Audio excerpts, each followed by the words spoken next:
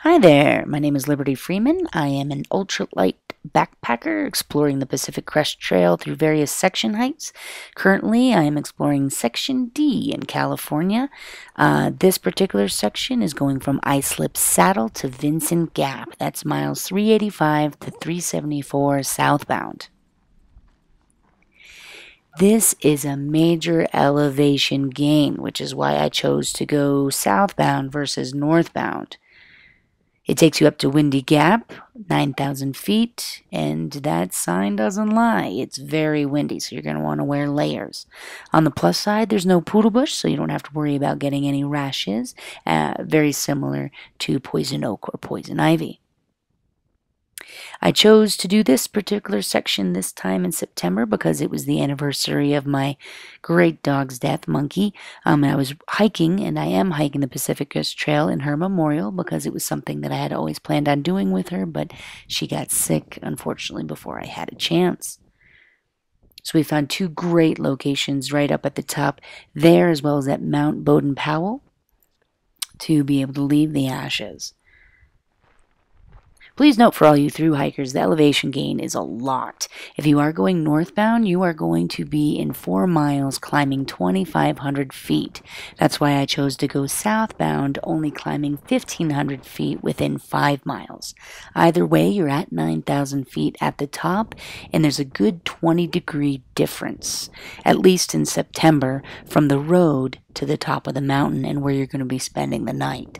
So plan for wearing layers and bringing a warm sleeping bag. If it's in the middle of summer, you probably won't have to worry about the cooler temperatures like I found in September. Also, I came across a lot of people on this trail.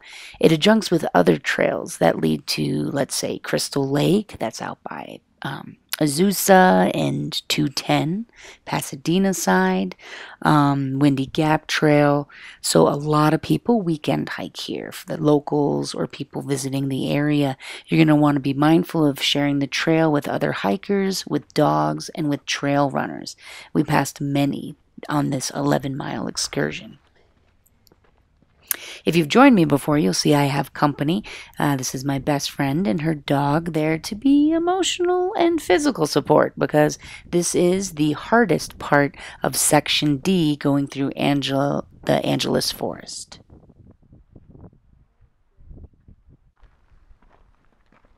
For my through hikers, you definitely are once again going to want to fill up at Islip Saddle if you're going southbound, or carry a lot of water because there are very few to no resources for you to fill up at. There's one location that might have water. I have footage of it a little bit later on, but that would only be in the early summer months.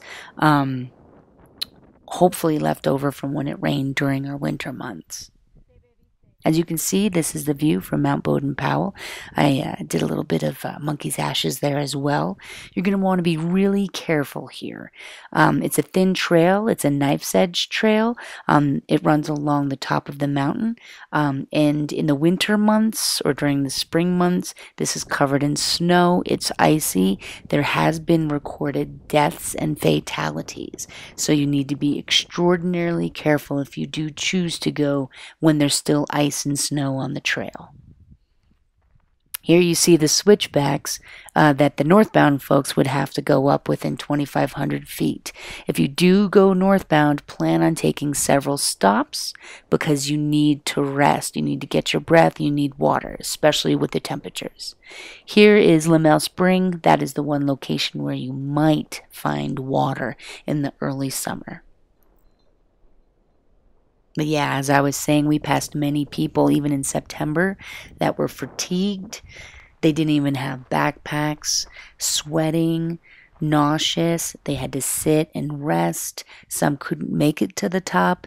So please be careful and mindful of your body and of yourself. I'd like to thank you again for joining me on my little 11-mile excursion.